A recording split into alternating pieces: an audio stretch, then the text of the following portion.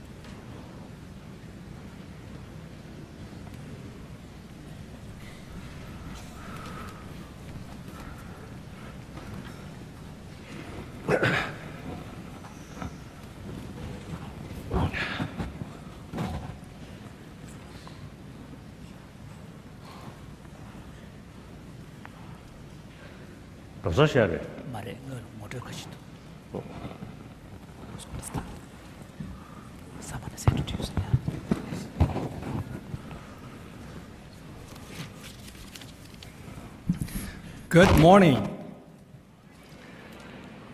Welcome to UC Santa Barbara. We are so glad to have you here for this very special event with His Holiness, the 14th Dalai Lama. This morning,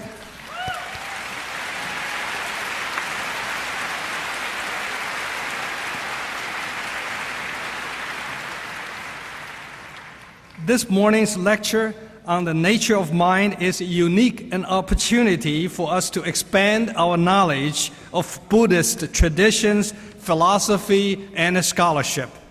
This is an area of academic strength of UC Santa Barbara. Our Buddhist studies program has flourished within the interdisciplinary environment of our campus.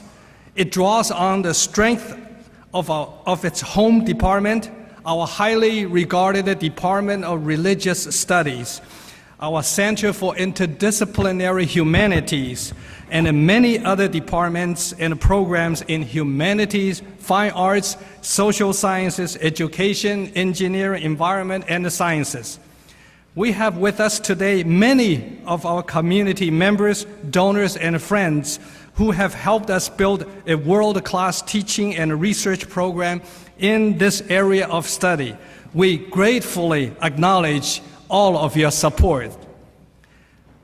There have been so many people who have helped us make today's event possible. I'm afraid I simply just don't have enough time to thank everyone who should be thanked.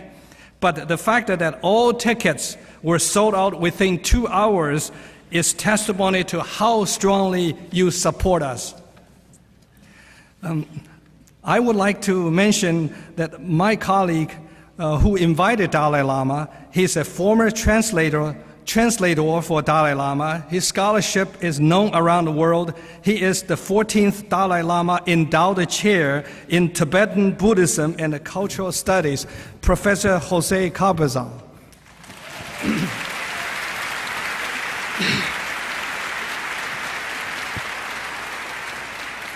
I would also like to recognize our Executive Dean of the College of Letters and Science, David Marshall.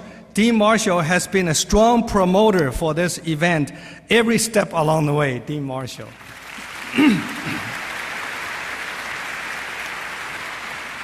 And I must also acknowledge the extraordinary efforts of Director Celesta Bellici and our Arts and Lectures team, and Gretchen Favre, Nicole Clanford, and Stacy Janik.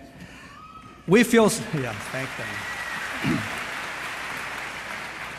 so fortunate to have the opportunity to learn from Dalai Lama today and to be inspired by his message and scholarship.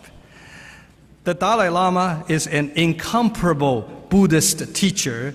In every aspect of his life, he embodies the principles he teaches.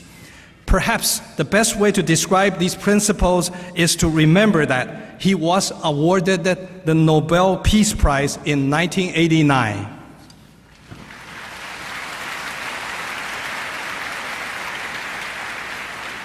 I might take this opportunity to mention that UC Santa Barbara is known for our Nobel laureates. Among the audience today, we have Nobel laureates in physics, in chemistry, and in economics here to welcome His Holiness the Dalai Lama.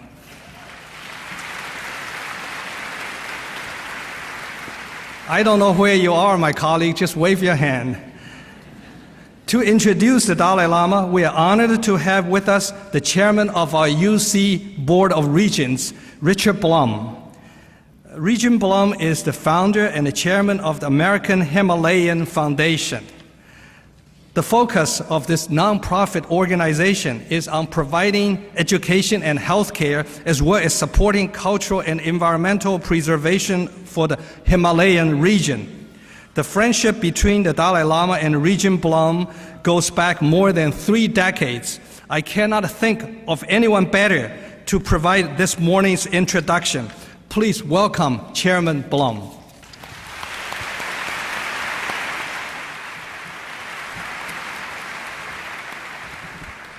Your Holiness, Chancellor Yang, thank you very much. This is a difficult moment for me to express how I feel, because the 2 things I care the most about, His Holiness, the Tibetan people, the people of the Himalayas, and the University of California have gotten together. And I must say, as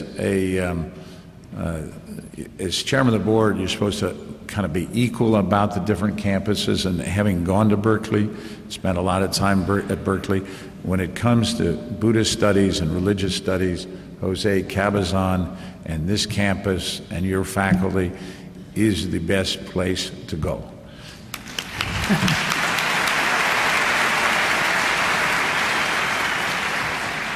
You've gotten so good that Berkeley's a little bit jealous and they're trying to do better, and that's okay too. As you know, the first professionalship, the Dalai Lama Studies Chair, was started here. This is a very short trip for His Holiness to the United States, and we're honored that he's going to visit 2 campuses here today, and he'll be speaking at the Greek Theater in Berkeley tomorrow. I've been given a ridiculous task here. It says, relate some personal observations and history of your relationship with His Holiness, and you've got 2 minutes, and I've known him 38 years. Well, first let me say that we were reincarnated at about the same time. No, it's true. We're only 10 days difference in age, but we won't, I don't know. Everybody knows when he was born, but I don't talk about when I was born, except there's 10 days difference. The only difference is we know who he was in his last life. He was the 13th Dalai Lama, who was a wonderful man. And of course, he was then reincarnated once again as the Dalai Lama. What we don't know is who I was in my last life. And I must have done something really bad to be reborn an investment banker. But I've tried to make up for it since then through our American Himalayan Foundation and our work with the university. As I think many of you know, my wife is Senator Dianne Feinstein. And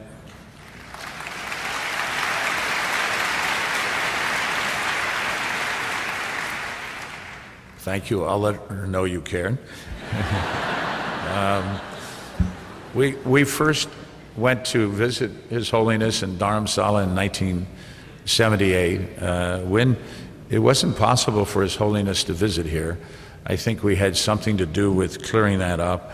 And his first visit to the United States, in fact, was to San Francisco in 1979. Not only is His Holiness one of the finest people I've ever met, but also the Tibetan people, by and large, are spiritual and kind.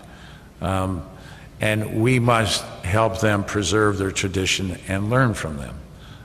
That's what this is all about.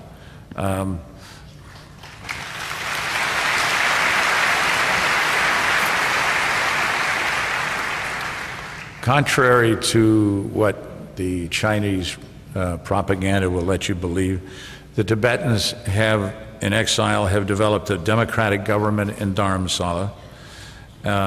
My wife and I have engaged the leadership in Beijing for a long time, trying to help resolve this issue.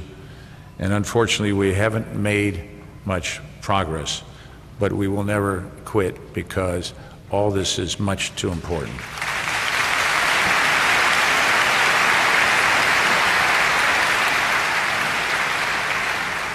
But we have, through the International Campaign for Tibet and our American Himalayan Foundation, which provides humanitarian and educational assistance we have 170 projects throughout the Himalayan region, and I would say probably half of them are for the Tibetans, either in Tibet directly or in exile in refugee camps and other centers in Nepal and India. It was very easy for me to fall in love with the Tibetans. In 1968, the first night out on the trail, I stayed in a Tibetan refugee camp, and small children sat on your lap. They were either born there or carried over the mountains. It was amazing. They spoke English, and I guess those of us who had that kind of introduction were gone for day one. So it was through that and my interest that we met His Holiness, and of course he will tell you his religion is rather simple. It's about kindness and compassion, and we've tried to learn a little bit about that and tried to thank His Holiness and his people by the projects we've done over the years. So I think I've gone way over my 3 minutes, but anyhow, thank you, Your Holiness, for being here.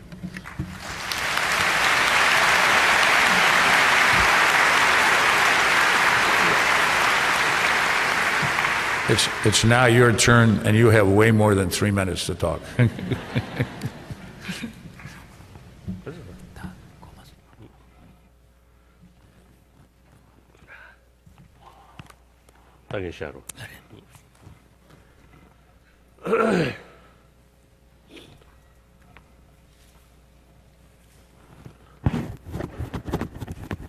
Of course, the topic about nature of mind and the sources of my talk, mainly Buddhist text. So therefore, at the beginning, I want to recite one shloka, verse, the salutation to Buddha. That verse wrote by Nagarjuna. Kange tusi yeso ne dawa do jeba bejere da bejene de jeba qatam da la cha chelo.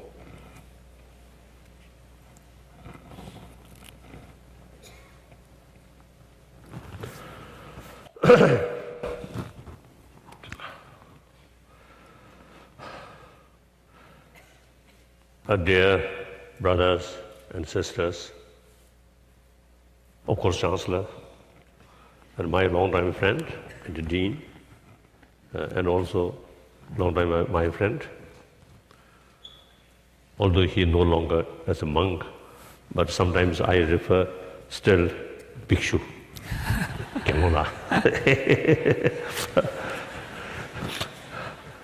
So, indeed, I feel great honor talk a large number of people and in the university campus. So great honor. last 2 days, some what are called flu or cold. So a lot of liquid come from here. And my voice, a little bit unusual, but okay. I think usually my voice, I think a little better than today's voice.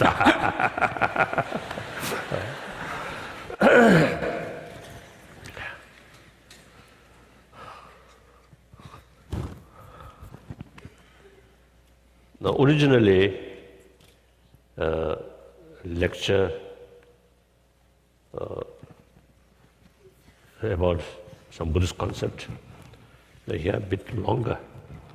So at that time, the concerned people arranged this text. Now, since the duration of my lecture shortened, so now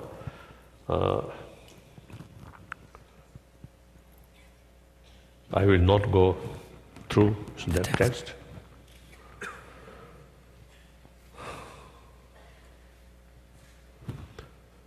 Now,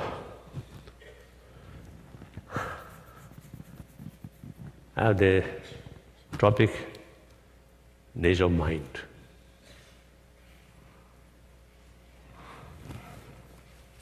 Although all major religious traditions carry same message of love, compassion. And with that, spirit of forgiveness, tolerance, and also self-discipline.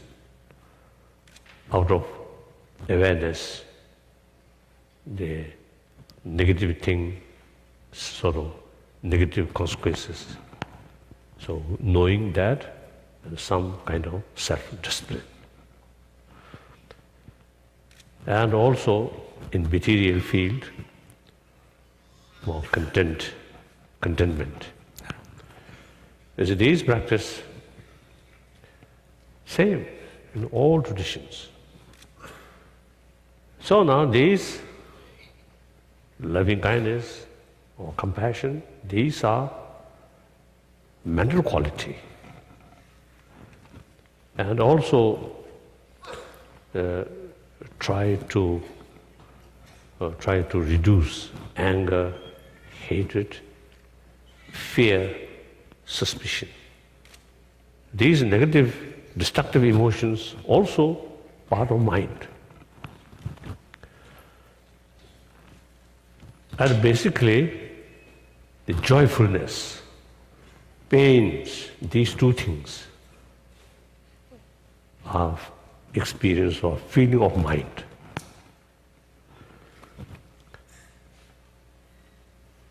So basically, all major tradition, and all, of course faith, also part of mind. So all major tradition is carrying message or practice or method to improve mind. Same.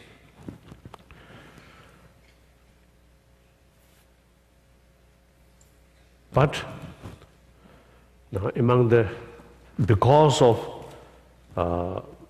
differences, the theistic religion, non-theistic religion, the theistic religion, the emphasis, importance of faith. Faith towards Creator, towards God. That is the way of approach. And non-theistic, such as Jainism and Buddhism, and some other ancient Indian traditions, such as Sangha, one part of Sangha philosophy, is non-theistic. So non-theistic's essential idea is something like self-creation. And also the concept of law of causality. cause and effect, cause and effect, cause and effect. So therefore, ultimately, this something like creator is within ourselves. So then naturally, not this body also important as a basis of the mind. Now, for example, human body is the basis of human mind. With this, with the connection with the body, then we can, you can say it's a different mind of human being, mind of animal, mind of insect, like that. So that, and also the sensorial level sort of consciousness, entirely based on the part of the body. Like that. But ultimately, body action, including voice, because of the verbal action, ultimately depend on the motivation. So motivation means mind. So, according to the law of causality, things which we want and things which we do not want, all ultimately related with our motivation, our mind. So now, in order to achieve happy life, joyful life, we have to take care about our mind, motivation. Now, in order to overcome, in order to reduce suffering, we have to deal with negative emotion or destructive emotion, which ultimately bring these unwanted things. So therefore, special emphasis in these traditions about mind. Now naturally, logically, when deal with mind, we should have thorough knowledge about mind.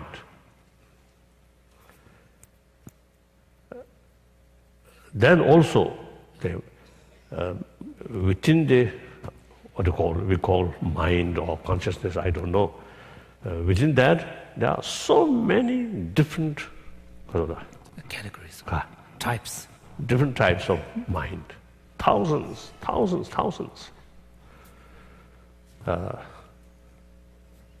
Then all these destructive emotions, the only way to deal these destructive emotions only through mind, not through matters or injection or surgery, not like that, but only through another mind. Now, for example, anger, hatred will not reduce through some drugs or alcohol. Maybe sometimes sleep, maybe. Even if there's a lot of anger, sound sleep may help reduce. The next morning, your anger a little bit smaller. Actually, they basically, all these negative, destructive emotion, they dealing these destructive emotion in order to reduce.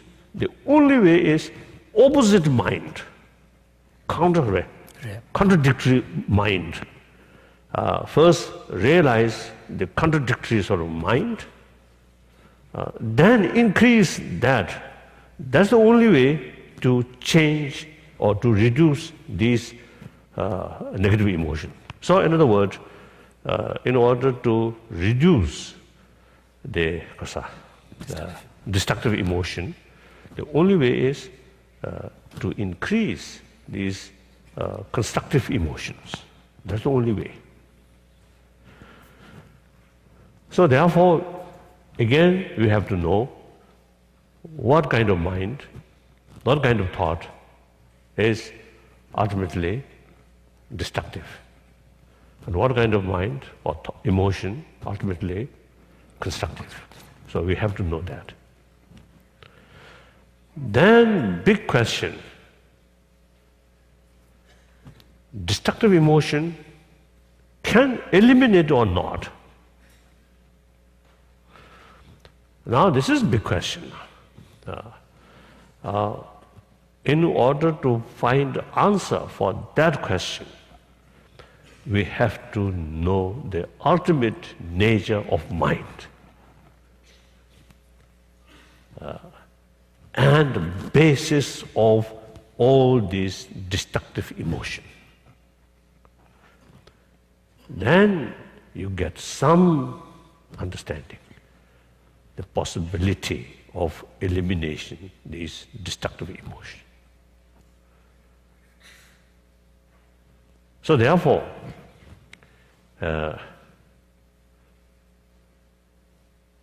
in Buddhist text, there quite a lot of information about emotion, about mind.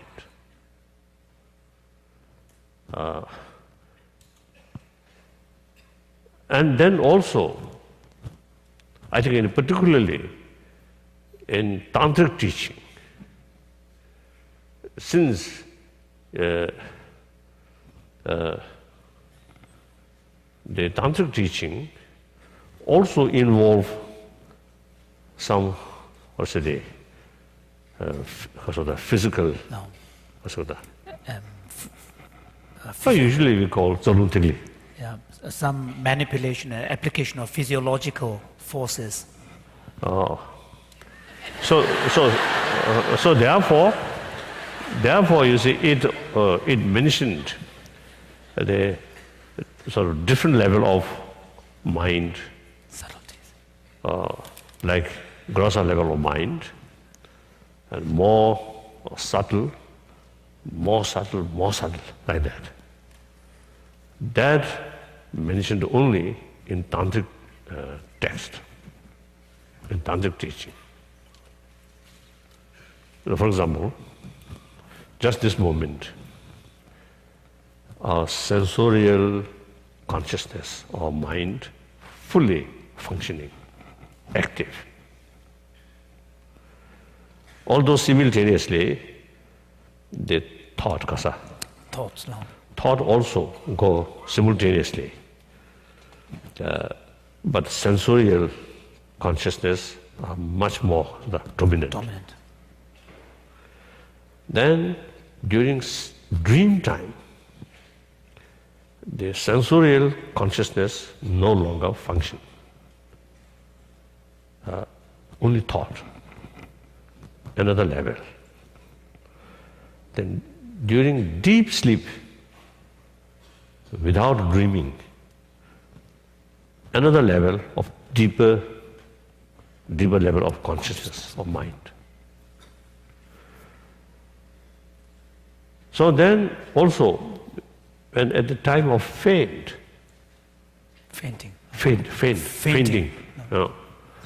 even stop breathing, another level of deep level of mind. Then at the time of death,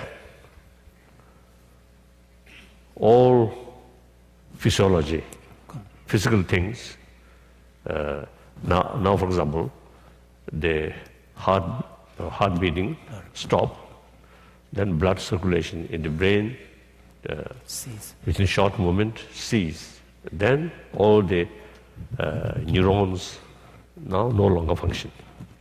So all grosser level of mind then stop.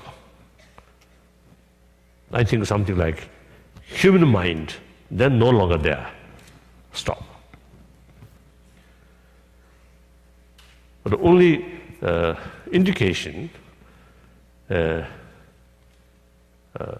we ordinarily we can notice that some people after death, at the time of death, physical level, death, clinically recognize or declare dead. But the body remains very fresh. Now, one example, my own senior tutor, after death, about next 13 days, his physical, his body remained very fresh. And then recently, one senior No, a Tibetan Lama, the former throne holder of Ganden. I think last year, after he Passed away. passed away, I think next almost 3 weeks, his body remained fresh.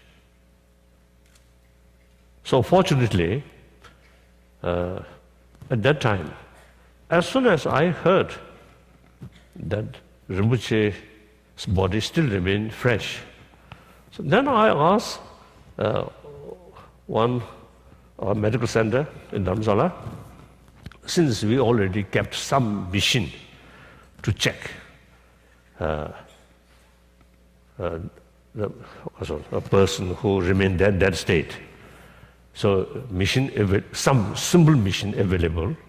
So I sent a message to them, and then they sent some people and carried those simple machine and put some wires on the head and like that.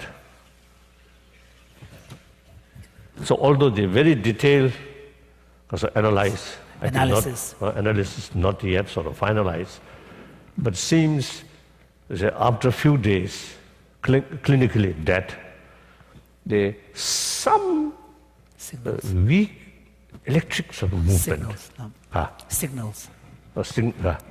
Some electrical signals were there. In brain. So it is, they say, very unusual. So that we believe that still that person's innermost subtle mind is still in the body. So some influence in the body. So that is we call most subtle consciousness. So there are many levels. Now here one thing. Now I think I shifted to the Tibetan. Mudra nanglia thagye thangde sa shegare. Gembigi lumudengi. Tangthag longamandengi thagye thangde. Di shenju sane 패지 지원고도 집에 그돌라 기디글로 시작이야래. 다이네 뭐 근데 나리야 치승 참못 이나 루모데 이미 켜셔야 돼. 치승 참물이 루모데 마도 개미기 시작어 말이야. 다도 차로 치면 계시도 다도가. 라고 원도 제윤데 개미기 남샤시. 다 참여가 말래 윤두산. 에네 개미기 시작어 말 루모데 코라레 했다. 시바. 다 나게 흉나는 샤윤데 치승 참못데 난저게 떡기 개발을 죽도록 했어. 이네 치승 참모 미게 원래 남의 죽어야 매래. 사드네인데 디 개발스도가 미게 로드즈 차디 정신 제주 군도 유여의 링달라 미게 남도 용내. 정신 제주 군도 가사에 제라 아니 동버시 내가 올라 미게 별로게 나래. 사실 미게 별로데 라볼루베 나는 것도 믿어가. 이네 겨와데 누가 해지게 별로데 겨와를 교수하시도가. 사다 되게 가르치고 있어요 이나. 시바 참여가 내윤데 개별로 가서 탐식 쓰면이나 개별로 개퇴하지. 미게 별로 개퇴하면 되겠지. 개발시켜는 거. So, talking about the classical Buddhist sources for understanding the nature of mind, one important source is the Abhidhamma literature. And in the Abhidhamma text, particularly in the Abhidhamma Kosha, which is the treasury of knowledge by Vasubandhu, when he talks about the death process, and he talks about how the various moments of consciousness, one give rise to another consciousness, and also the transition from a virtuous state of mind to a neutral and to a non-virtuous state of mind, and vice versa. When he was explaining this, in this context, he explains that the moment of consciousness at the time of death can be depending upon different individuals, and at that particular situation, some of them can be a virtuous, some of them can be non-virtuous, and some of them can be simply a neutral state of mind. However, in Asanga's Abhidhamma Samuccaya, another Abhidhamma text, compendium of knowledge, here he says that if you really analyze the moment of consciousness at the point of death, at that very subtle point, the state of mind can neither be virtuous nor non-virtuous. It is beyond that dichotomy of virtue versus non-virtue, but rather it is a completely neutral state of mind. And then another source for the Tibetan understanding of the subtle levels of consciousness is the Vajrayana, the tantric teachings. And there it is acknowledged that even that subtle moment of consciousness at the point of death, for a yogi, an experienced meditator, it is possible to affect that state of mind from a neutral state to a virtuous state. So the point here is that the destructive states of mind, the non-virtuous states of mind, they can only operate up to a level of consciousness, and beyond which a very subtle the subtle levels of consciousness arises, then these non-virtuous and destructive emotions and thoughts can no longer function. So that suggests that the destructive and non-virtuous mental states are dependent upon there being comparatively a grosser level of consciousness.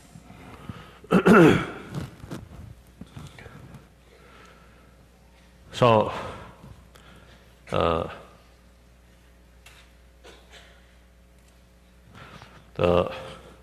now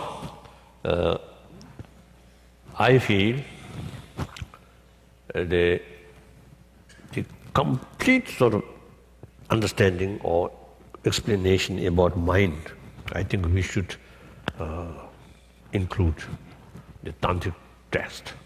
The Vajrayana perspective. No.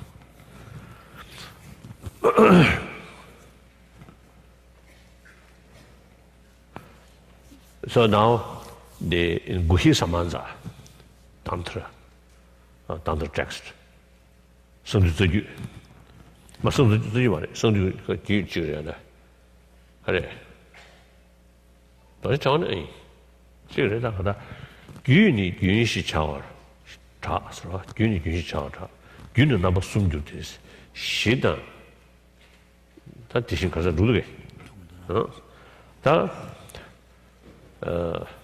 Now I fail to recite the text. I can't remember now. kind of many 시규, 탑규, 미초밤, 데뷔규, 유숨셰트. So in one of the Vajrayana texts, known as the Guhyasamaja Tantra, there is an explanation of what is meant by the word Tantra. And Tantra is explained in terms of a continuum. So when we say continuum, what kind of continuum there can be? So it identifies a continuum in the sense of a basic continuum of consciousness. 균이 균시 차와 차스. 균은 남아 숨두데스. 시다 대신다 정도는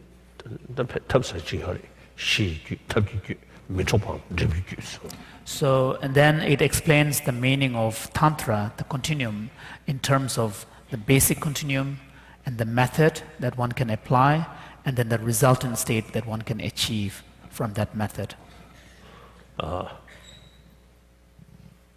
That actually, the the consciousness, the level of consciousness, three categories. One, basis. One, not tackling that mind, another level. The third level, out of dealing with the mind, finally can be completely purified mind.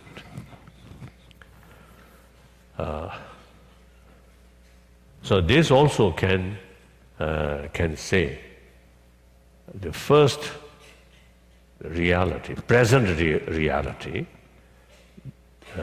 and explanation about that I consider science.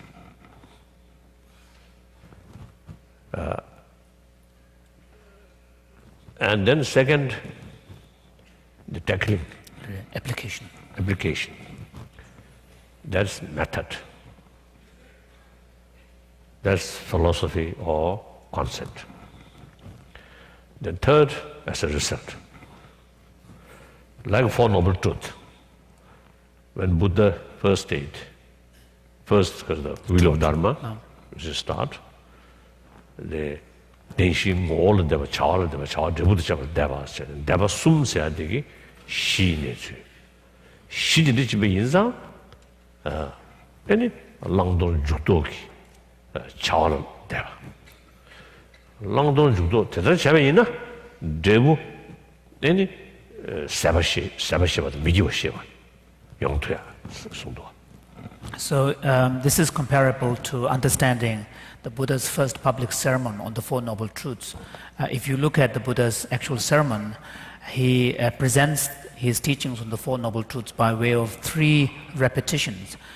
In the first stage, he identifies the specific nature of the truths, the truth of suffering, its origin, cessation, and the path that leads to the cessation. And then in the second round of explanation of the Four Noble Truths, then he talks about the functions of each of these, knowledge of each of these truths. So the fact that suffering must be recognized, the origin of suffering must be removed, cessation of the suffering must be actualized, and the path must be cultivated. So this is second round, he explains what needs to be done with that understanding. And then in the third round of repetition, he explains what are the results that one may attain as a result of application of that knowledge. So here we can see that even in the first public sermon, Buddha's teaching on the Four Noble Truths, he presents the teachings in the context of understanding the nature of reality, the first stage. Second is the application of that knowledge in one's daily life and practice. And then the third is the result one will achieve from that path and application. So usually I make sort of 3 sort of categories. Distinction of Buddhism. Buddhist science, the first part I consider as Buddhist science. Second, Buddhist concept or Buddhist philosophy. Buddhist concept or philosophy come on the basis of today's reality. So that's Buddhist science. Then Buddhist concept or philosophy. Then Buddhist religion. Because of that, because of possibility to elimination of all negative emotion, then worthwhile start some practice. So here in this text also, the surely, right? So they did what? The Java short, just to what Careless. right? Send it. That's true. The someday. You will miss the sums.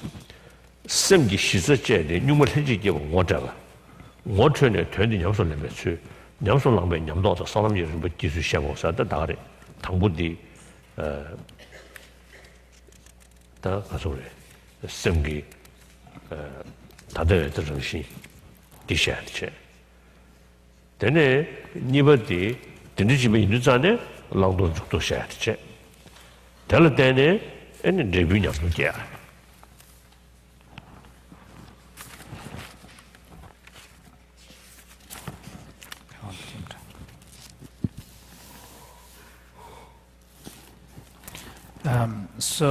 In the text that was originally planned to be commented upon, in fact, we read a similar presentation here.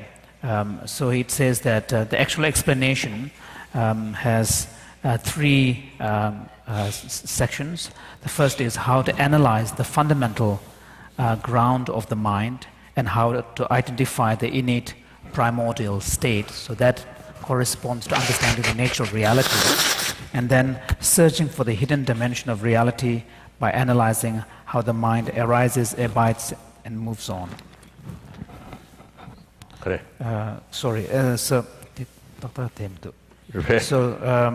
And then the second one says, having effected the introduction, how to implement that into practice. And then the third one says how the levels of realization and experiences arises on the basis of that practice. Question you question you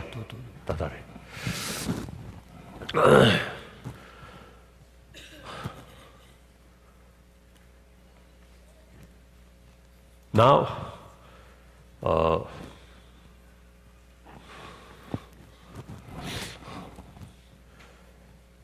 in the past, I think more than 20 years, we had some sort of serious discussion or seminar with scientists.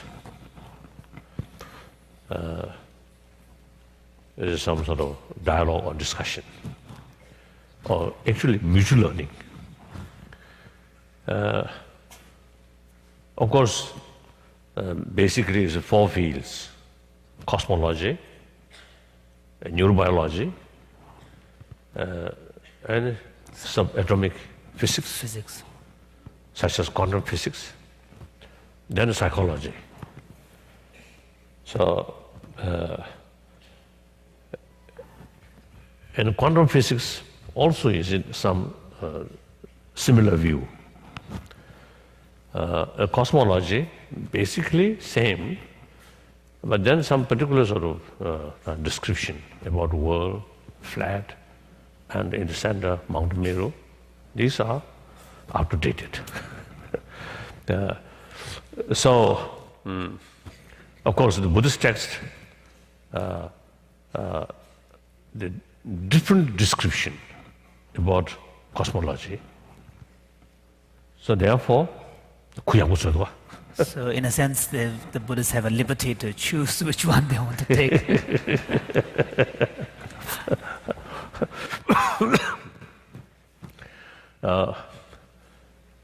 Then some of the quantum, such as quantum physics, really of the great interest over 2,000 years, sort of what's the Buddhist concept, and modern latest sort of findings, scientific sort of findings, physicist sort of finding. There are many similarities. Then, in any way, about the physical part, there are many things to learn from modern science to Buddhist. So really worthwhile, listen or study from them. Then the neurobiology,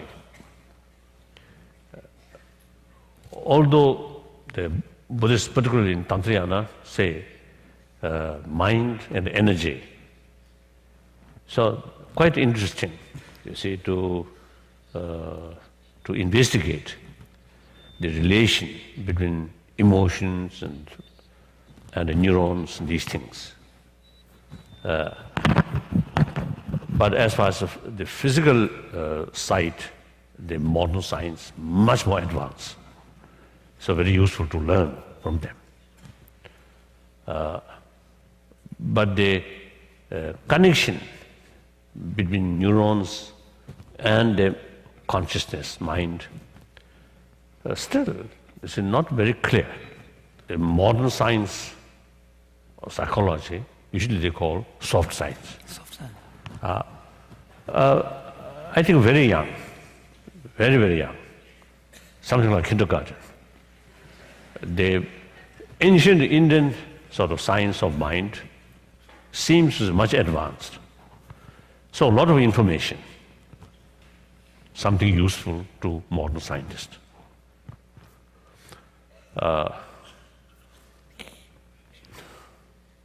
So therefore, my scientist sort of friend, they provide that simple equipment to test. So although since I think almost 10 years ago, some equipment is put there, but then just we wait, someone who should die.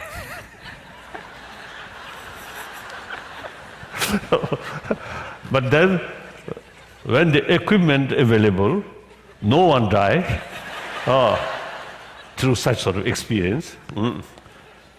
Then when in the past, it's a quite number of occasions, this happened, but then mission not available.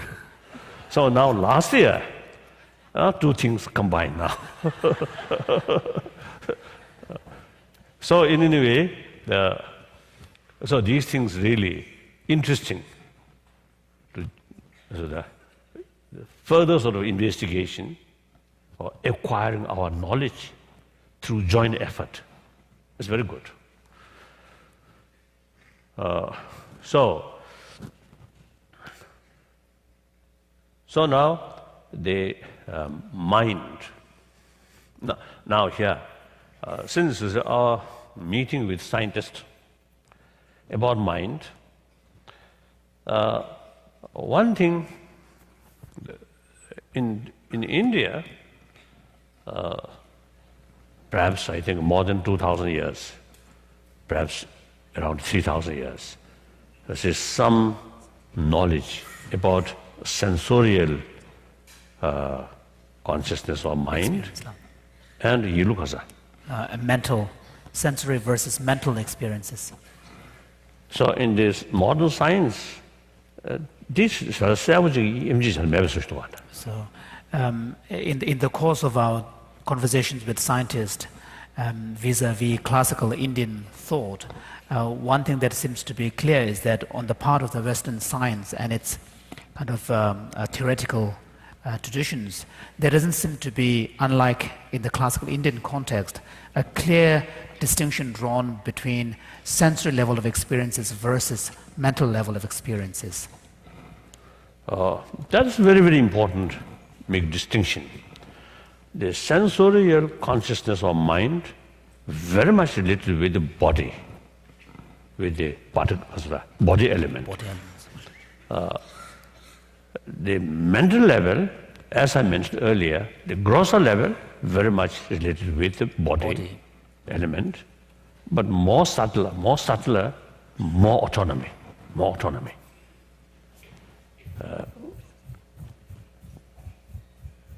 And then the motivation strategy, and also when we talk about the underlying states of mind that motivate behavior, and then we're not talking at the level of sensory level of experience, it was talking at the level of mental level of experience. So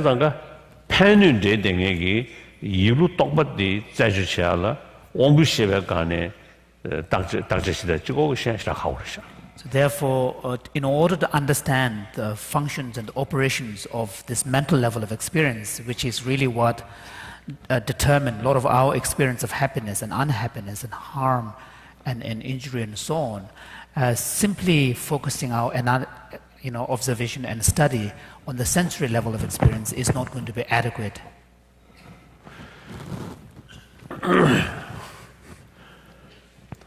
Now, since Tibetan Buddhism, actually the pure lineage of Nalanda tradition, it is very clear that because in 8th century, although I think interest about Buddhism since 7th century developed and try to learn already began, I think. But more sound basis, Systematic. Ah. Systematic. systematic sort of establishment of Buddhist study or Buddhist practice, 8th century. The person who actually is carrying the main responsibility to teach and also give ordination, that's Chandarakshita.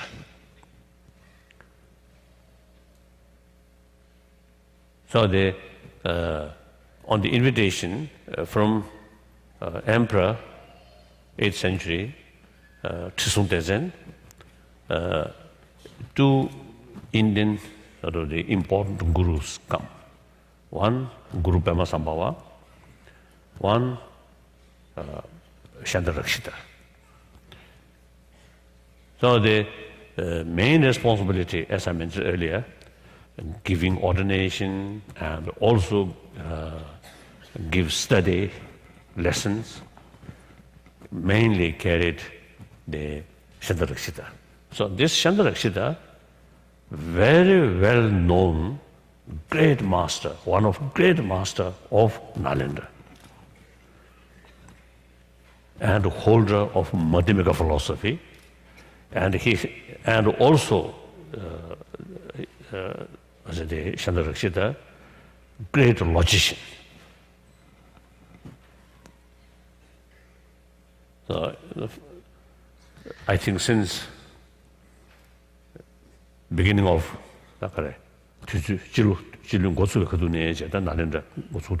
So Nalanda monastic establishment began towards the beginning of the Common Era. Then Nagarjuna come from that institution, and many other. And among them, the great philosopher as well as great logician come from Lineage, in that lineage. So this Chandarakshita, philosopher, Madhyamika philosopher, at the same time great logician. His sort of writing available in Tibetan translation shows such a wonderful logician as well as a philosopher. So naturally, the main introducer of Buddha Dharma in Tibet, one of the top scholar or great practitioner or great monk, bhikshu from Nalanda. So naturally, if the teacher, a philosopher or logician, and he wants his student should be that kind, isn't it? Logically. So therefore, I think till now, in Tibetan tradition,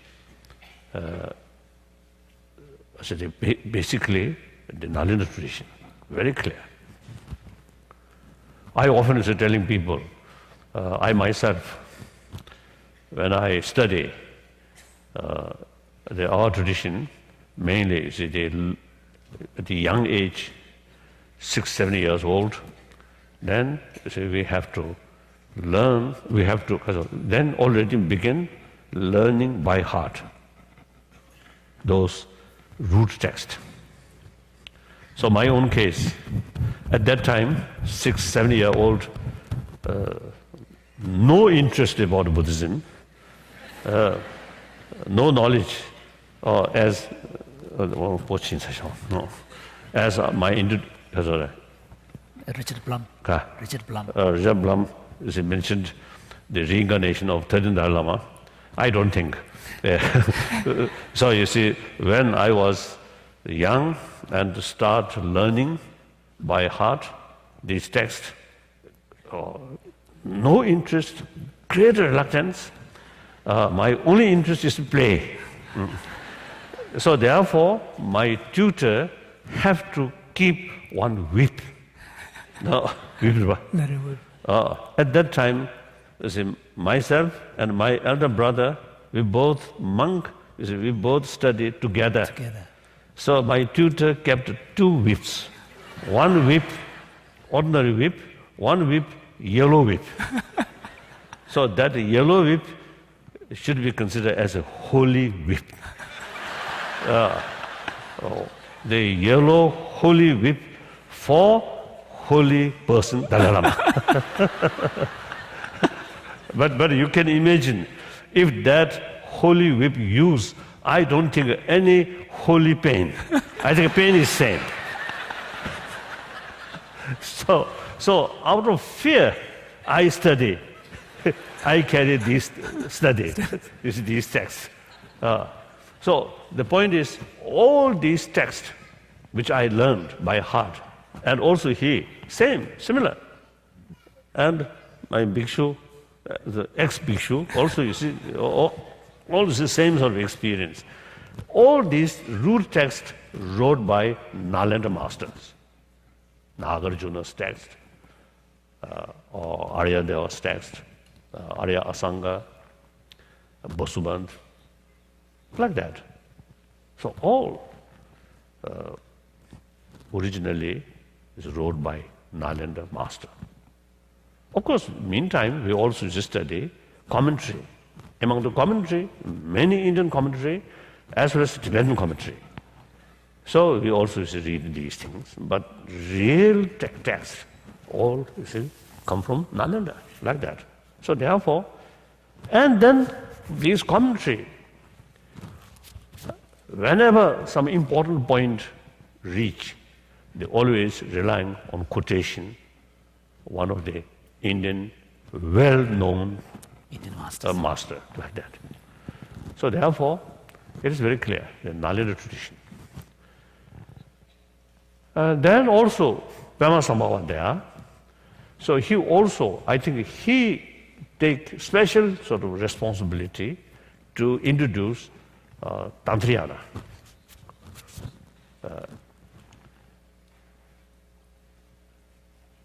Although we believe they, or say among Tenjur, which text wrote by Indian masters, various Indian masters, which translated into Tibetan, about 200 volumes. Among them, quite a number of tantric texts or commentary wrote by, in name of Nagarjuna, and also Arya Deva, and many others. So therefore,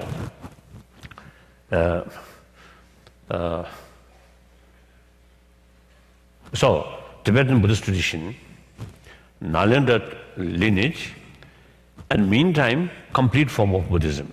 That means Pali tradition, all the Vinaya Sutra, original text, the original language is Pali language. Then, in Tadusana, So amongst the 3 collections, scriptural collections known as the 3 baskets, one is the basket on discipline. So the Tibetan canonical collection, the text on the discipline basket are primarily based on the Pali teachings. Then Shijin Dodi, Dodi, Pali Yesare, in a Zota Lejarisha. So within the 2 remaining baskets, one on sutra, the collection of discourses, the other is Abhidhamma or higher knowledge. For these, although there might be some specific Pali text, but primarily these were translated into Tibetan from Sanskrit language, Sanskrit sources. For example, in the Tibetan tradition, when we speak of Abhidhamma tradition, we speak of 2 systems of Abhidhamma, the lower Abhidhamma and the upper Abhidhamma.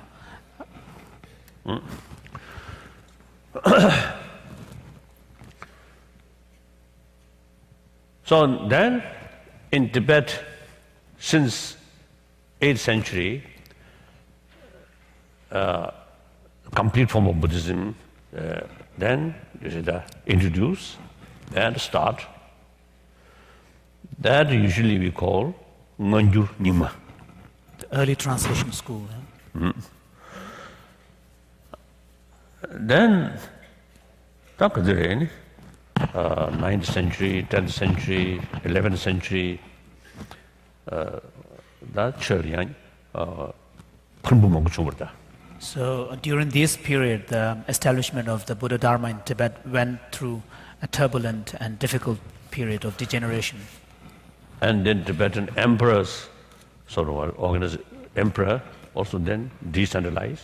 And also, and Tibet as a country became splintered into different smaller kingdoms. Then Sarma, George Pe, Roger did.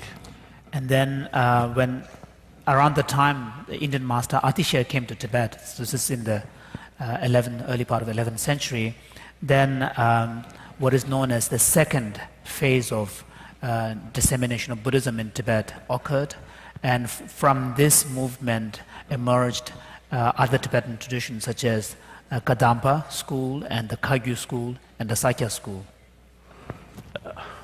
Then later, Giluk tradition also. So all these say a complete form of Buddhism. That means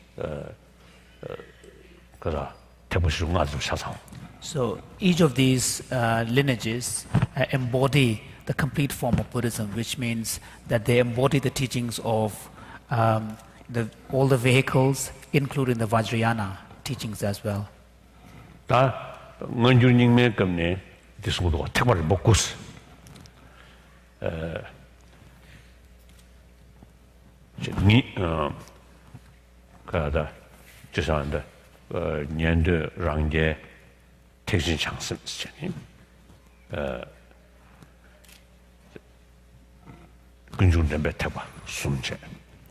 Then Sangat and three Uber yogas Kodu Rijik Teba.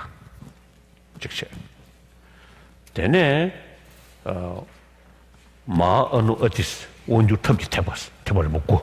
She's not that, Tebas Chasam this one. So, to give an example, in the early translation school, the Nyingma tradition, the tradition speaks of 9 yanas or 9 vehicles, and 9 vehicles are identified as the vehicles of the disciple, the self-enlightened ones, Pratyeka Buddhas, and the Bodhisattvas, the 3 external vehicles. And then within the Vajrayana teachings, there are Kriya, the action, Upa Tantra, and Yoga Tantra. So these are another set of teachings. And then finally, you have the so these are the external tantras or outer tantras, and then you have Maha, Anu, and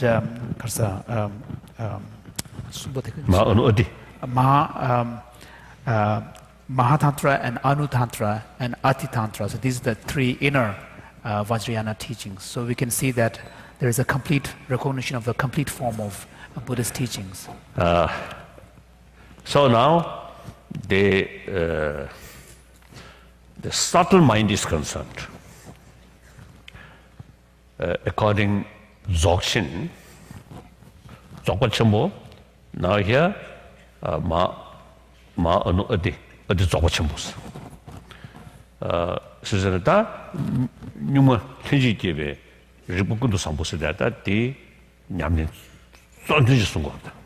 So in the Nyingma tradition, particularly from the Dzogchen perspective, the great perfection perspective, then one speaks of one gives teachings at the level of pertaining to the subtlemost level of consciousness, which is the innate mind of clear light.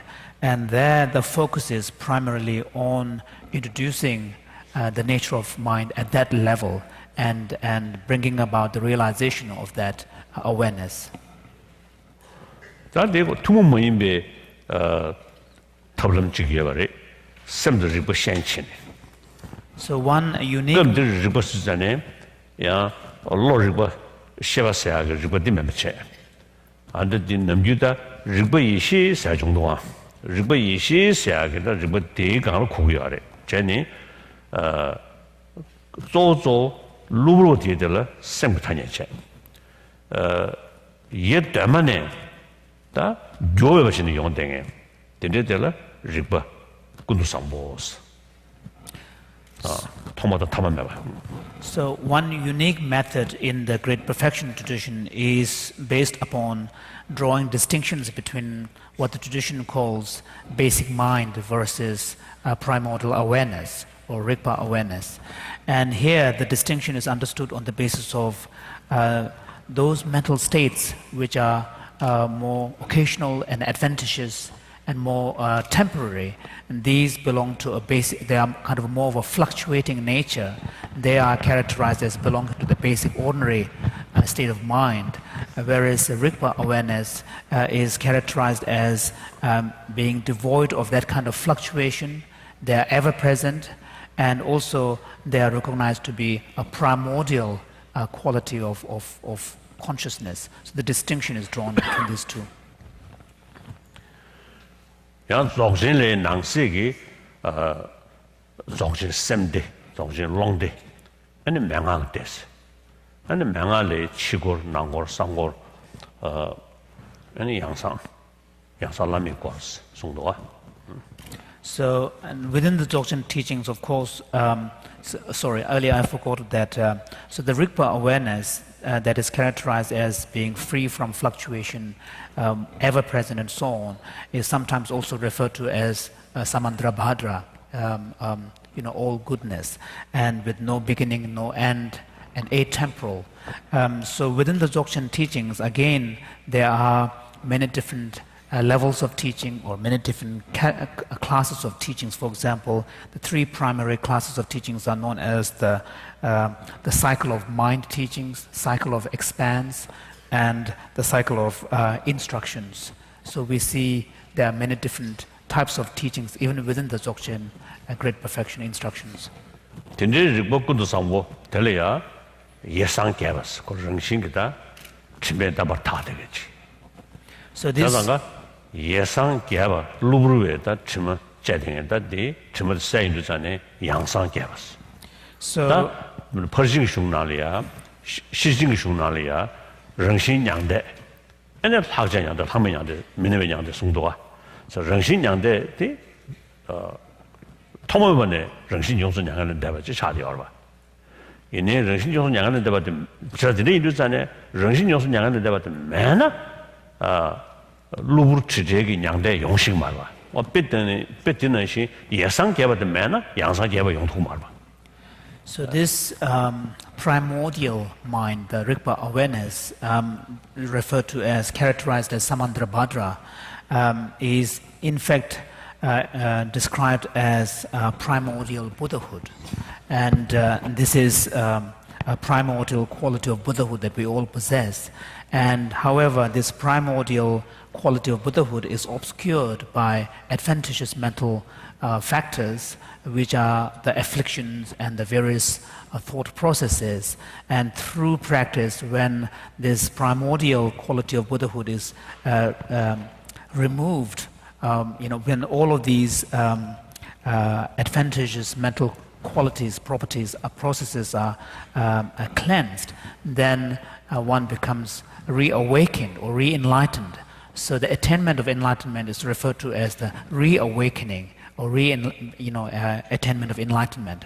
And this is, in a sense, analogous to an idea in the perfection of wisdom teachings, where the nature of one's mind is referred to as the natural nirvana, and the natural nirvana serves as the basis for the possibility of attaining a nirvana with residue and nirvana without residue, which are constituted by elimination of the afflictive forces. So if there is no natural nirvana, then there is simply no possibility of the attainment of the nirvana, actual nirvana. So the idea is similar. So similarly in the Dzogchen perfection teaching, because of the presence of the primordial Buddhahood in us, it allows the possibility to gain this reawakening, attainment of Buddhahood.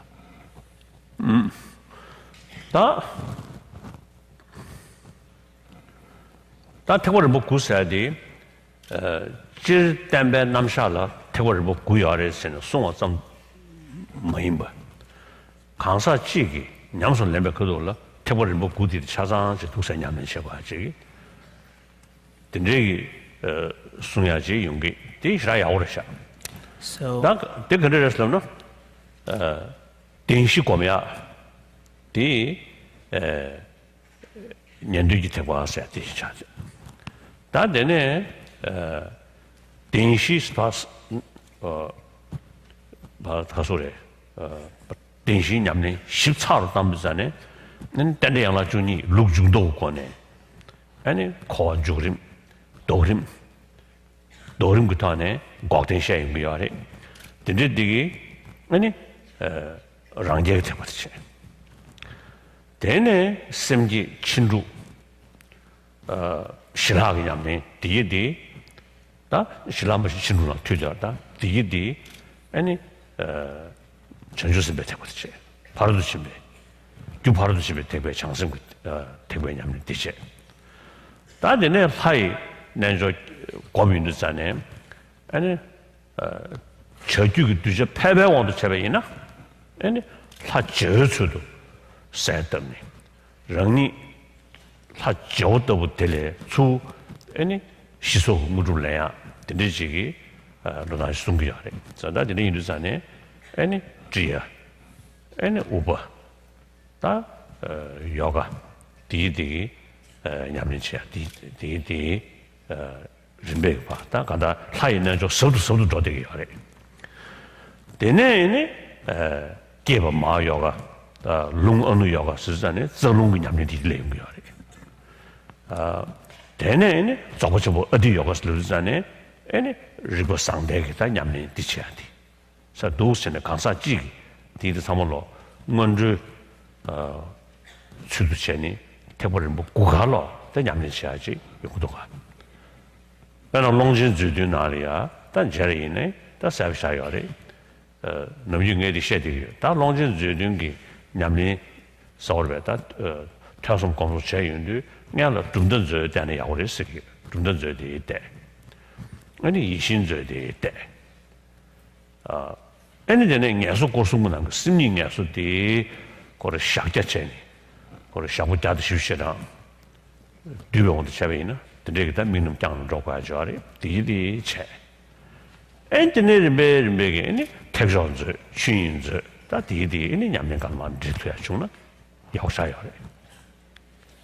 So when we speak about 9 yanas or 9 vehicles from the early translation tradition's perspective, it's not a question of simply making a presentation about the general teachings of the Buddha, but in fact there is a tradition where the teachings of all the 9 yanas, 9 vehicles, are made relevant to the progress of an individual who is working on the path.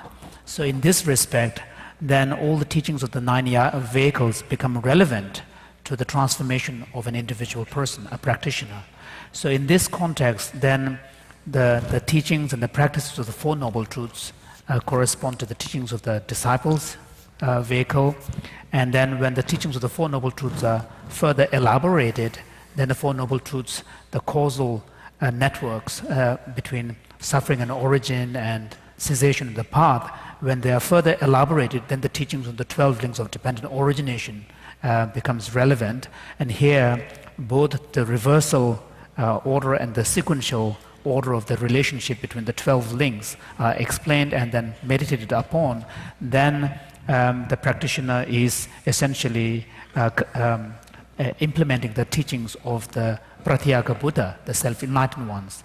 And then when the individual moves on to the next stage, then the teachings on generating Bodhicitta and the altruistic awakening mind, and based upon that implements the practices of the 6 perfections, giving a moral discipline and so on, culminating in the cultivation of shamatha, tranquil abiding, and also vipassana, a special insight, then the practitioner is implementing the teachings of the bodhisattva vehicle. On that basis, then one moves on to the next level, where deity yoga practices are brought into one's daily practice, and then, depending upon the levels of one's experience, the deity yoga practice becomes ever more subtler, and that's how one moves through this next three vehicles. And initially, for some individuals, it is said that the Kriya Action Tantra meditation may involve visualizing one's meditation deity in the form of a master outside, and then from whom one receives blessings and empowerments and so on. But gradually, as the deity yoga realization becomes more and more profound, one moves on to the next stages. And then finally, one moves on to the Maha Yoga and Anu Yoga and Adi Yoga. Then there, the manipulation of the subtle energies and the channels and the drops, these practices, the more advanced Vajrayana practices, are also brought into the person's path. And then all of these, having established as a kind of a preliminary practice, one then moves on to the Dzogchen, the great perfection, Ati yoga practice, where the focus is really on affecting the realization of the Rigpa, primordial awareness. Therefore, when and this is in fact the approach that is presented in the 7 treasuries of Longchenpa, for example. And in fact, I normally recommend to people who wishes to engage in the great perfection practice to proceed by first study Longchenpa's treasury on the philosophical systems, Drupta Dzu, and then follow that with the treasury of wish-fulfilling jewel, Yishin Dzu, and then on that basis also study Semying also, the mind at ease, which there is a custom of doing the study and practice of this over a period of 145 days.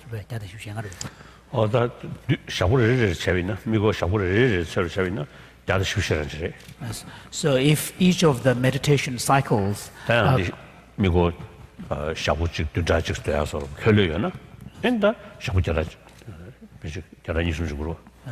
so each of these rounds of visualization, practice cycles are correlated to a day or week, and then there is a custom of doing this over an extended period of time in one stretch.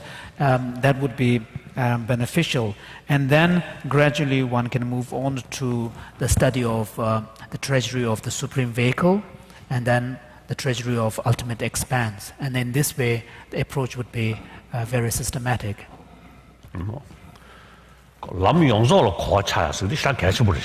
So the point is, it is very important to have an overall understanding of the basic framework of the Buddhist path.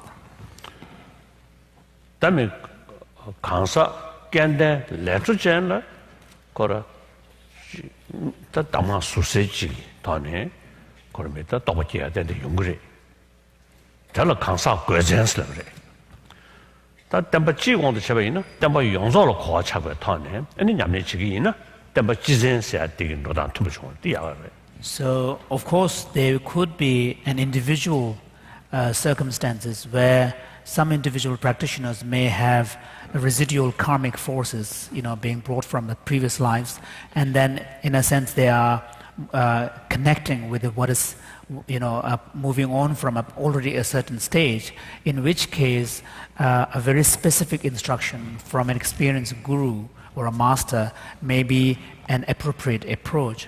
But generally, for most practitioners, it is better to approach from the basis of having an overall understanding of the structure of the Buddhist path, and then engaging in specific practices on that basis. Then next, Gaju. Gaju lineage mainly come from Naropa. At the Lama Marba or Tibetan, he received teaching from many Indian masters, and particularly his sort of what's the mathematical philosophy is concerned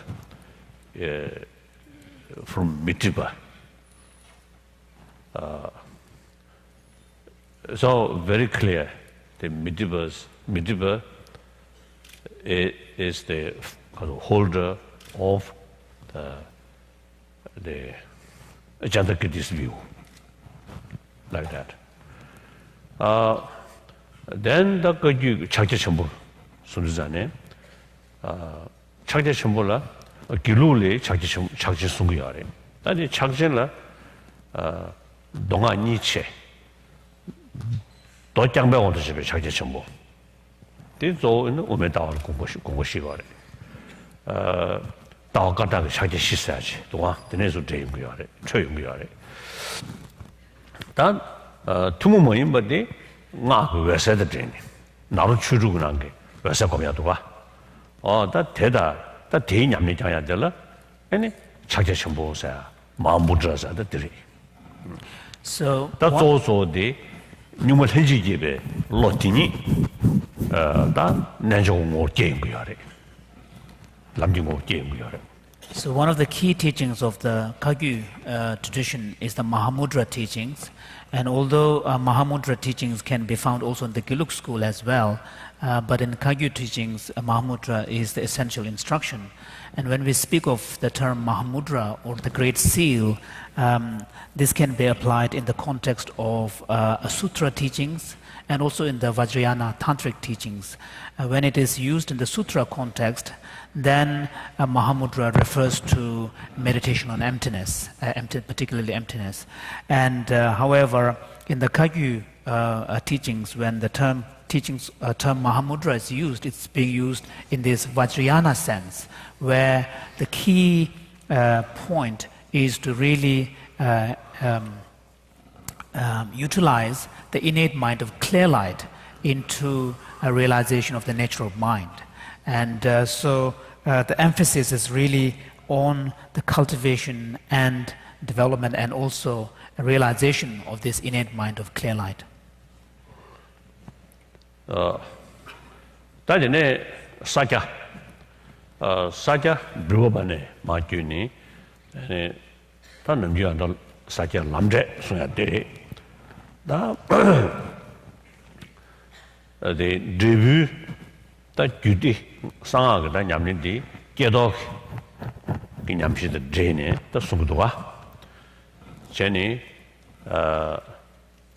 다 능숨 유숨스 자 능숨 사야되기 노람지 숨겨야래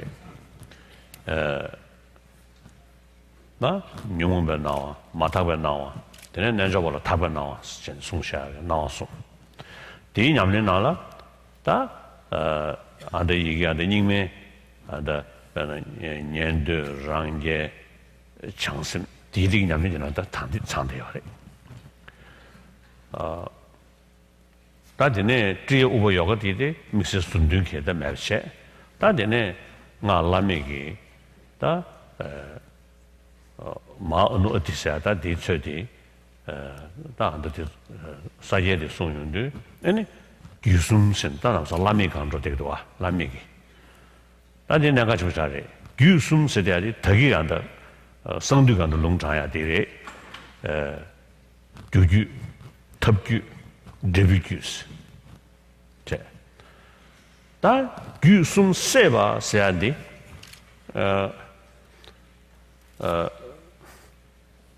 다다 시기 말아줘라 여여봐 다 저번집에 죽네 아니 리버군도 상보스 송샤 단디 야 냠린 정당 도스면 요도 가버래 어디서 단지 저야 도스다 도스면 용구지 이내다 공부 법서디 사회 터두기 내디 집버리샤 제니 또 규규 대 뭐서 냠용도 하는 거 어쩌시지 다 될래야 되도와 아도 사행송이 뭐예요 똑본 것이 손점수 어세 규미쳐도 잘했어야지.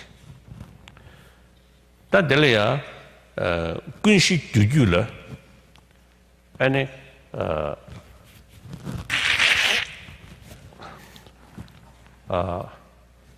질 남도了 차라 니체 다 차라 니스체에 남도 처무디 디안데 이시처야 말에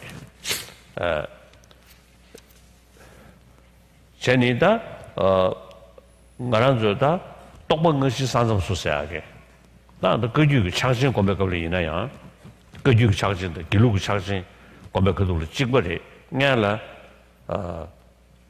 남대기 재미주스 아니 마음바에 마음배 제절 저 똑번 의미수스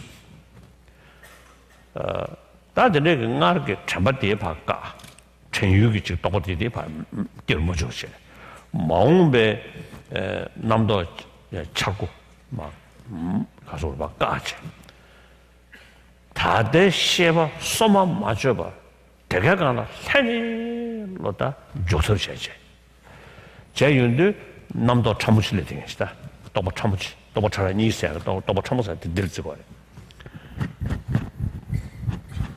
다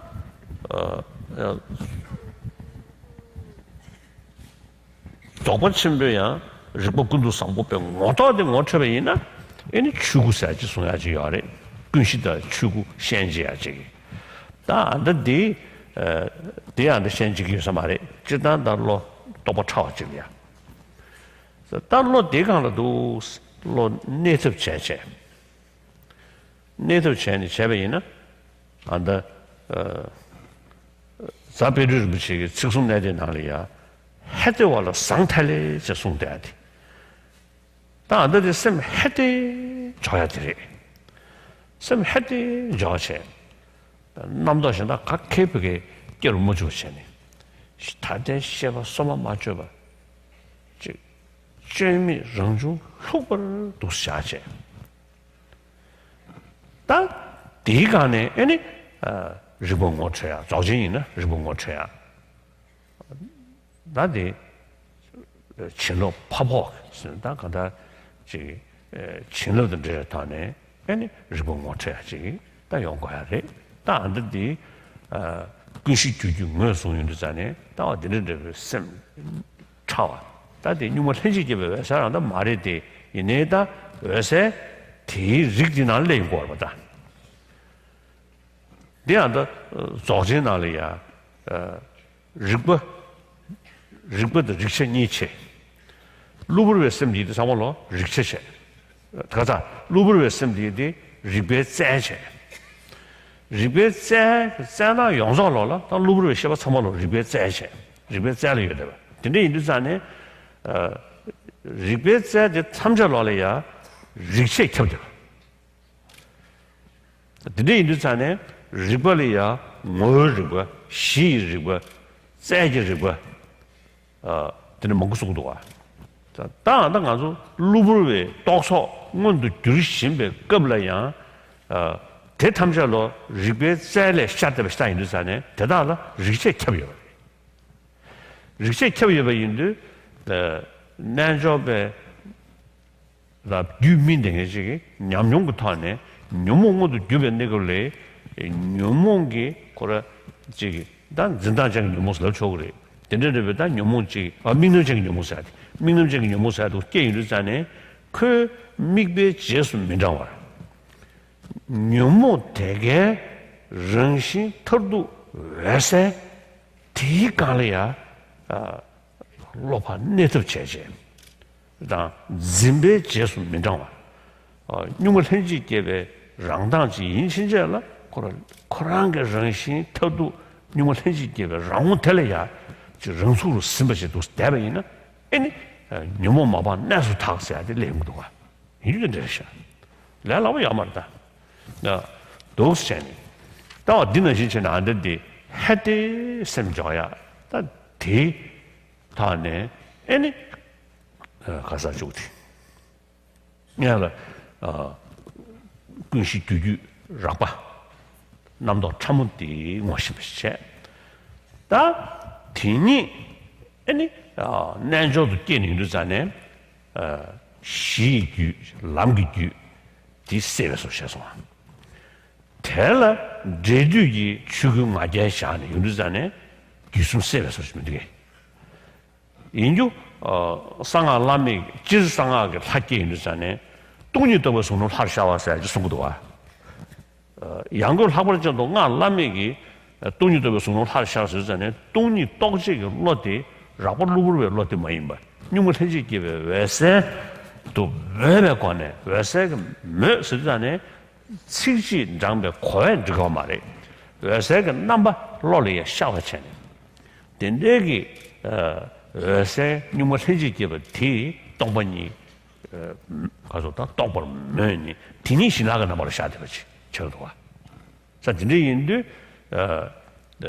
동이도 손을 할 샤르셔야 돼 기도 오메가 그 손다데다 라메가 손다데 맨다 차티샤 단다데 맨다래 자다 도디님부 뉴머세지 집에 왜서 코레가는 산드는 거와 학계에 그도네 다데네 림베기 조림비 가와 야 레이드자네 다 롱숨을 내도는데 다 저롱 틀리를 내도는데 냠rel을 때네 루브르에 샘디디마 팔라샤 팀 아니 지성기 루브르에 샘디마 가서 우리 그게 액티브 매버 차베 서디 아니 차베 롱심디디 액티브야 차야지 죽도 되도 와 다들 정신걸이나 라보 루브에 롱심디 숙천문 것도 주변 내가 올라야 릭셰 캡데 여배 인데 냠용게 심바이나 릭베 못 쳐야지 릭베 랑소 스며야지 송겨야래 다 안다 상아 사매걸이나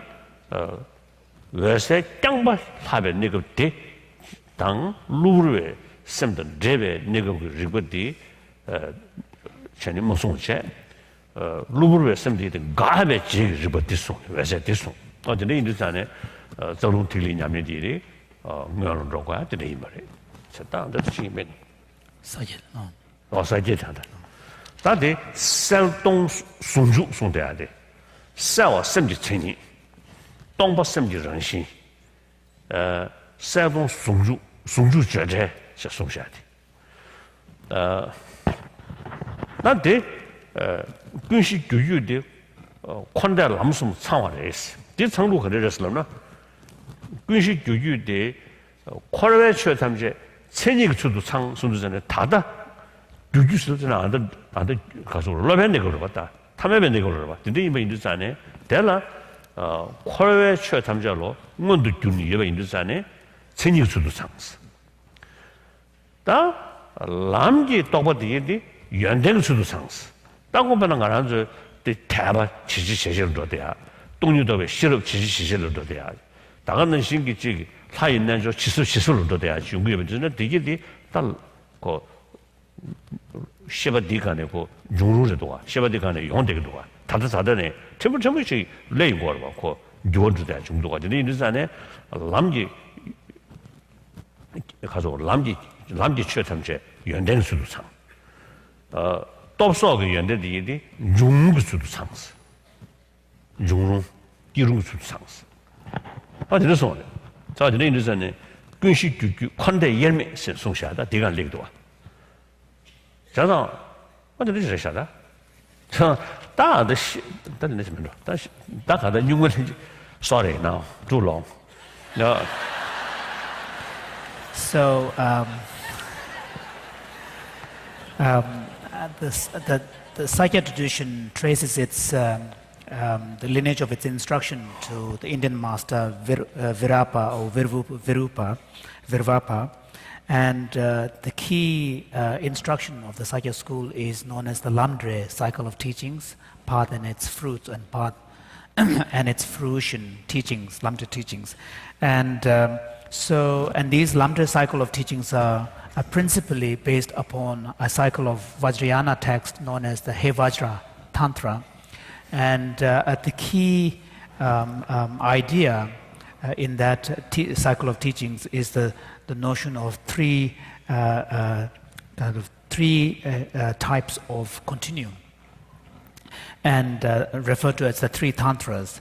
And one is the Causal Tantra, the basis of all, and then the Causal Tantra, the explanation of the Causal Tantra and the instruction based upon this is presented in the form of what are known as the three appearances and also three tantras. The three appearances here correspond to the non-Vajrayana teachings. For example, the teachings deal with what are known as the perspectives of afflicted mental states, cleansing of the afflicted mental states, perspectives, the teachings corresponding to the cleansing of the impure perspectives or impure appearances, and then finally cultivation of the pure appearances. So these correspond roughly to the external teachings, such as the teachings of the disciple vehicle, the self-enlightened one's vehicle, and the bodhisattva vehicle. And however, the central focus of the teaching is really on understanding and cultivation of the qualities of this basic causal tantra, the Kunshi Gyugyu. And so there is in the Sakya Lamdre teaching an explanation of a method of a practice where the three tantras are brought into some kind of mixture or fusion.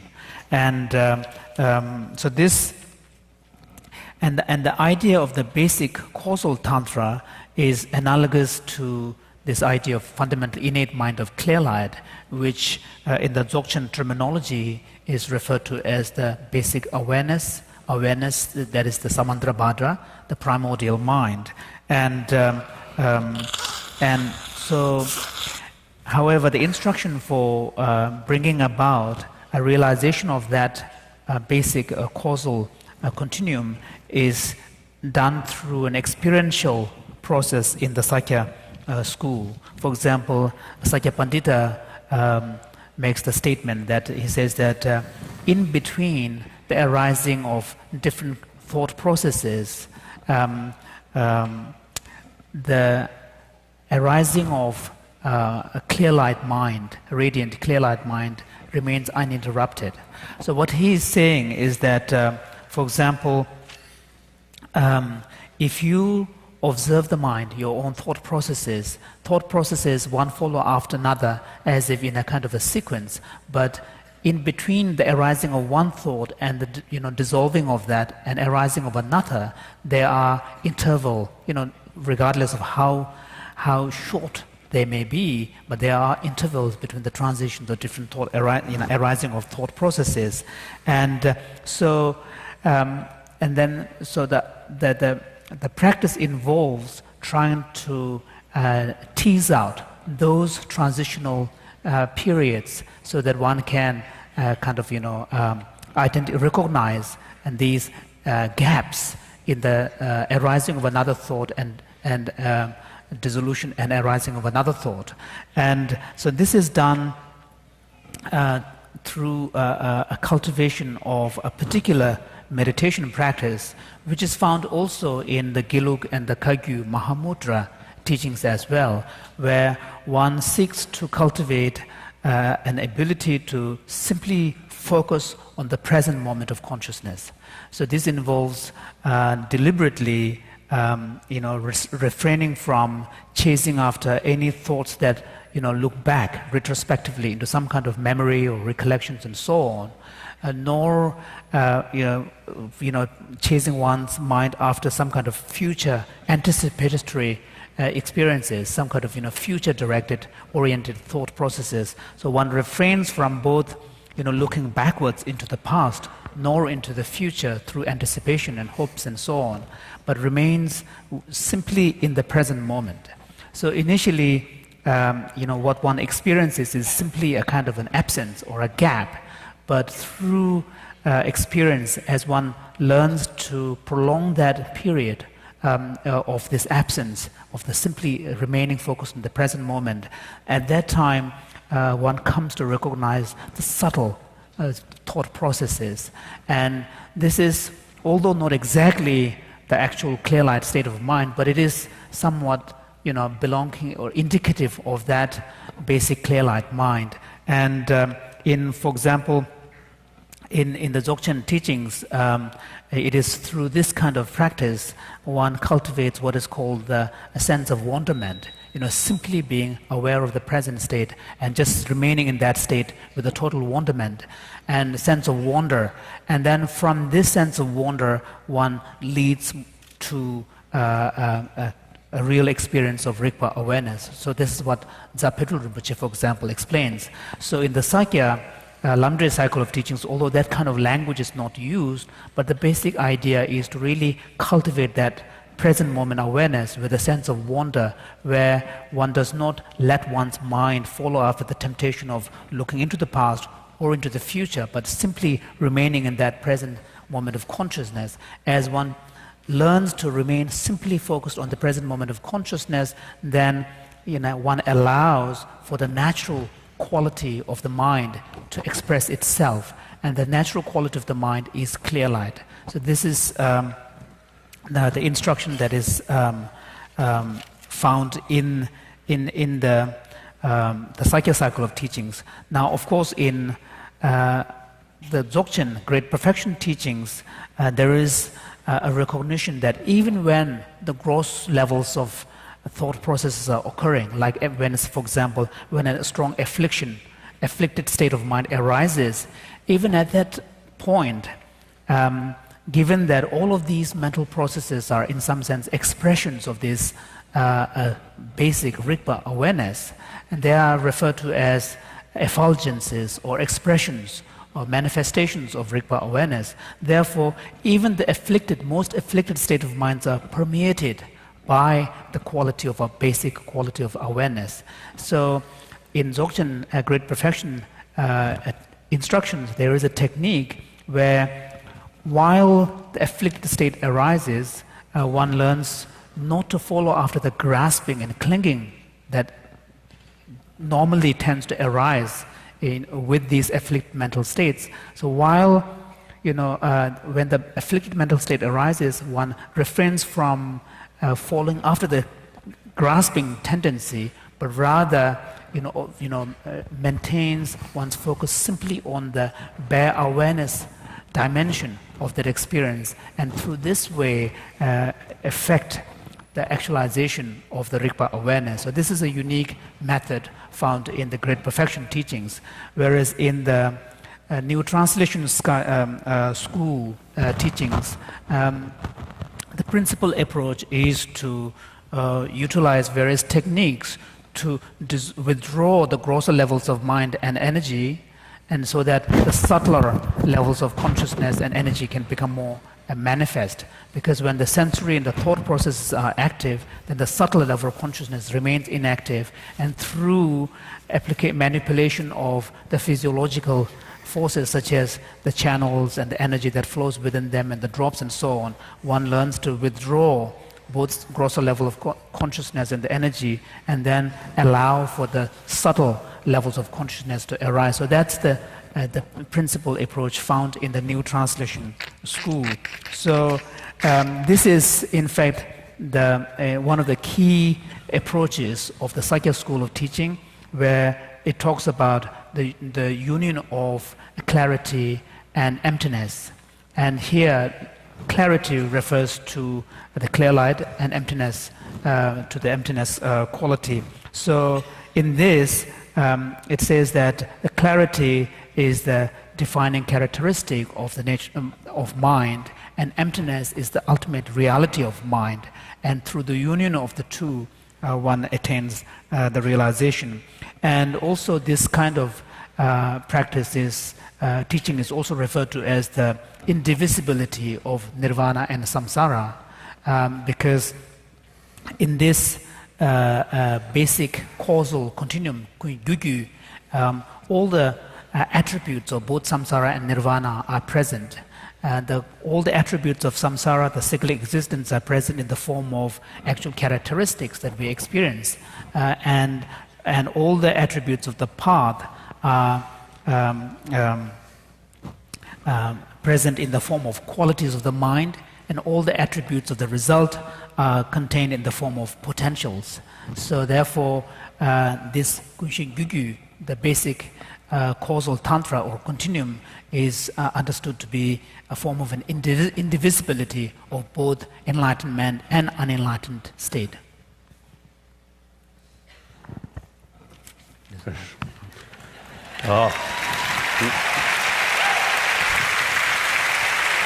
Okay.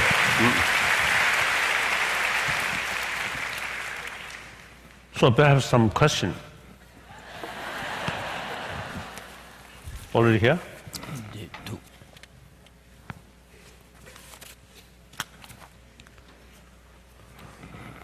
Your Holiness, these questions were submitted through the internet. Yes. And Professor Cabazon handed them to me. The first question is, in my reading of some of His Holiness's books, I have sometimes seen the subtlemost nature of mind characterized as neutral. But in other instances, it seems as though His Holiness says that we have an innate predisposition for goodness, for love, for compassion, and for enlightenment. So this would seem to imply that the fundamental nature of mind is positive or virtuous, but not neutral. Can Your Holiness please explain?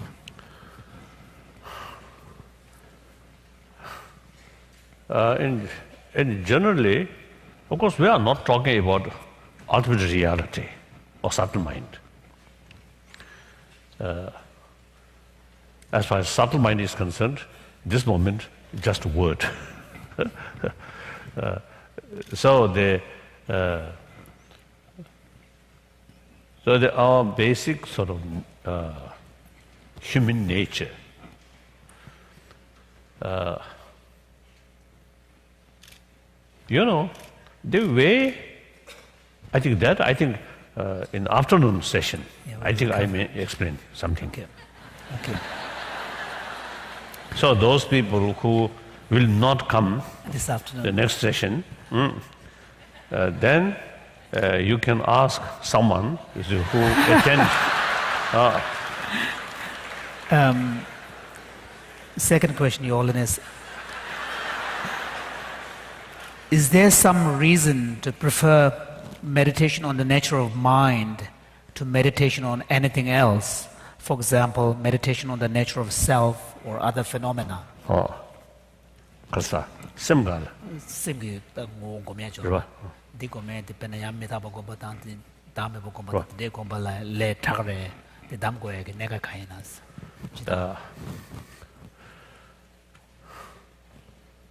That's mainly she refer in tantric teaching, tantric practice. The reason is, as I mentioned at the beginning, ultimately things depend on our motivation. Motivation is part of mind. So therefore, penalty 가서 좋지. 심리기는 심전직내당 뇌지직대시는 나도 그 너무를 내래 개발서 선반을 내지 개만인지. So, for example, in one Buddhist text, Chandrakirti, 7th century, he says that it is the mind that creates the world that we live in, and it is the mind that creates the actions that lead to that creation, and therefore, in this way, we understand the karmic action to be the causal agent for creation. 다 안다 되게 세동 숭주사 릭동 열매 대동 열매 사게지도아 데 춘이 버치버레데 다 베나 세동 숭주사 릭동 열매 세사게 동니데 무슨 분배된 게 동니다 가서래 별별 유구되게 동이다. 동이 임배 뭐네 직벌해야지. 이네 최전 싸워다 모임에도 들어왔으니까 그런 게 신이 상당으로.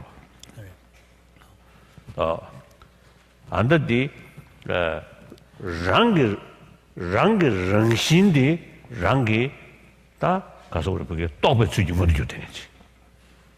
자, 근데 인도산에 샘지 춘이 가는 상담마다 믿어가. 르그노이에 상담 오마티. 자, 근데 인도산에 베나도 사운드 아리안 대회 림에 나를 송야래. 샘지 춘이 떡을 쉬우지 개심이 뭐지. 콘데 싸워들 있었어요. 어디 나도 된 시고. 다 누르는 샤베이나. 제단변은 다게 최생의 내기 다 전부 또 나오게 차네. 도마 강사가 담고. 내내 최지 담고 사 지점 숨겨야래. 나 라면도 되는 자네 인심이 심기 되고는 용어도 저거 샤베. So, therefore, for example, we have been talking about the union of clarity and emptiness, union of Rigpa awareness and emptiness, a union of bliss and emptiness.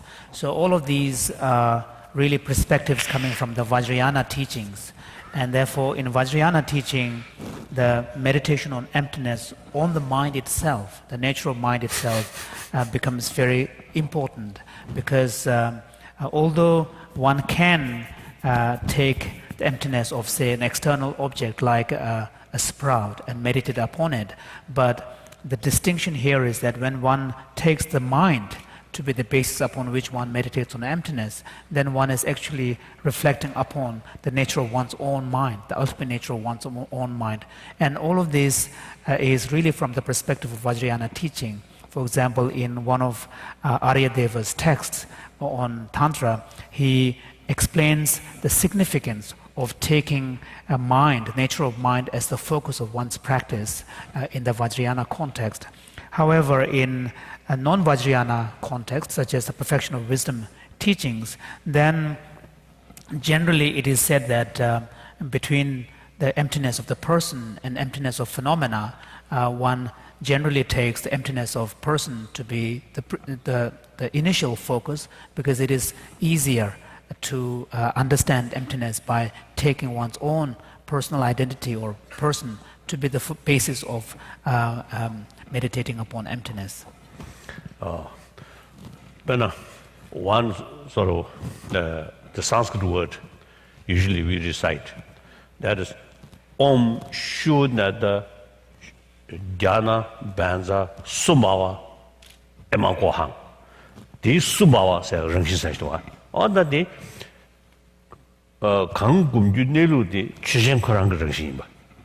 So in this mantra that is part of the Vajrayana sadhana practice, there's the word svabhava, which means nature.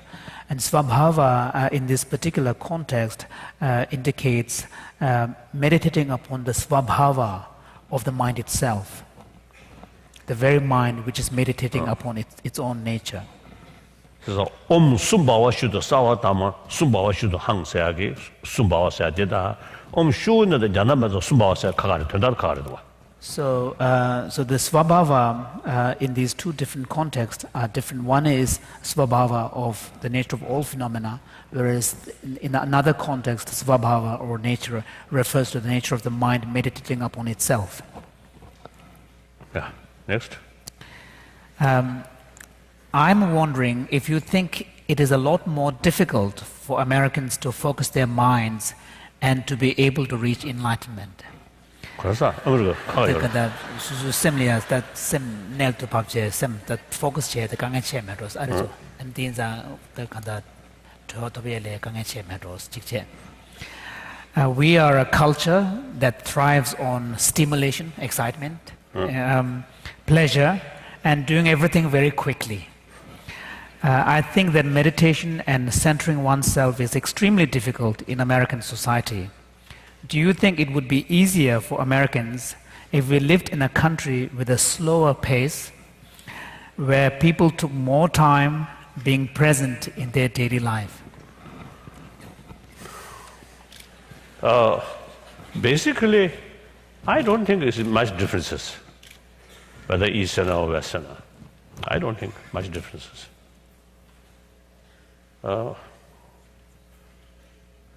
In fact, some of my American friends who spent years of meditation, said their result quite amazing. So these are American, not Tibetan. So that shows basically same human mind. As the external influence, important, but ultimately, the nature of mind itself is more important. So everyone have sort of same potential, and I think because of that, same mental quality. I think like that. That's how I feel. But then someone, I think this questioner, if you're really serious, then thorough investigation, interview more people, then maybe you get more clearer picture. I don't think so much differences. Final question. I think 2-3 questions. Okay. Why did you say Buddhism is like a science of the mind? That word not originally come from me, but some Western scholar, described. Buddhism is not a religion, but rather a science of mind. So ask him, ask them. Yes.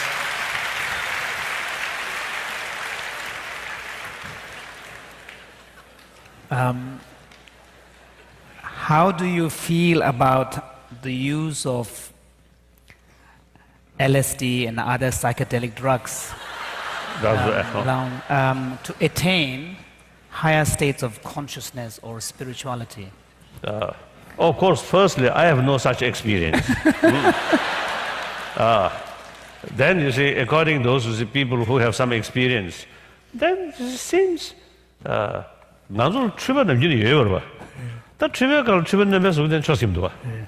But from what I've heard from people who have had the actual first-hand experience, it seems that the experience of using these kind of psychedelic drugs tend to bring a greater profusion of illusion. And since we already have a lot of illusory experiences to begin with, so why do we need additional illusory experiences? Then next.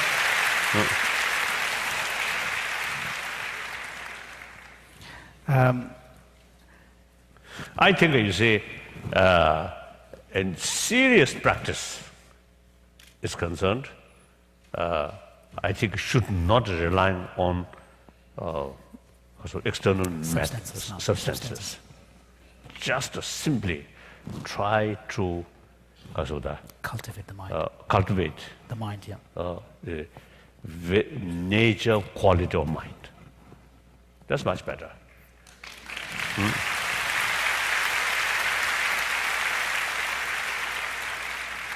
And a happy heart. That answer is to come later. In the afternoon.